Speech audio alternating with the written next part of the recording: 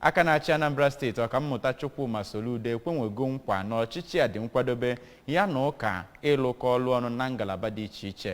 Gọvanọ Soludo kwere ya bụ nkwa na Cathedral Church of St. Faith Ọka na-agba nke itoolu emume eji wee duba n'otu Knights nke St. Paul, St. Christopher na Ladies nke Bethany na Diocese Ọka ụka Anglican.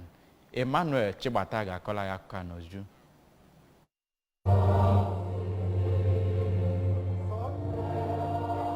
Ya bụ gọvanọ nke ọ bụ osote ya bụ dọkịnta Onyekachukwu Ibezim nọchitere ya kwuru na gọọmenti gagoro aga nakwa ndị ụka na-arụkọ ọrụ ọnụ ọkachasị n'ihe gbasara agụmakwụkwọ na ahụike, mana gọọmenti nke oge a ga na-akwado ndị ụka n'ụzọ ọbụla dị iche iche maka mmepe nke steeti a. Ya bụ gọvanọ kelere otu ndị echiri Knight ma kpọkwue ha ka ha na-akwado ụka ma na-alụkwa ọrụ ịdọtalụ Kraịst mkpụrụ obi. Onye bụ Archbishop Ecclesiastical Province of the Niger ma bụrụkwa bishọp nke Ọka Diocese Most Reverend Alexander Ibezim bụ onye chiri ya bụ Knight kpere gọọmenti nke Anambra steeti a ekpere. Ọtụtụ ndị ahụ echiri echichi Knight tinyere Sir Gregory Obiefuna nakwa Barrister Emeka Ohuoha kwupụtara njikere ha ịrụrụ Chineke ọrụ otu ekwesịrị. Na mbụ, ya bụ deputy gọvanọ sonyere na agbamnkwụ nke nwa eze ọdịnala nke Umueri Maazị Prince Nonso Emeka nakwa nwaada Jennifer Ogwuora na ụlọụka Church of Pentecost nke dị na gọọmenti House Ọka bụ nke ya bụ mmemme dọbatara aka chibugoro steeti a bụ Chief Willie Obianọ.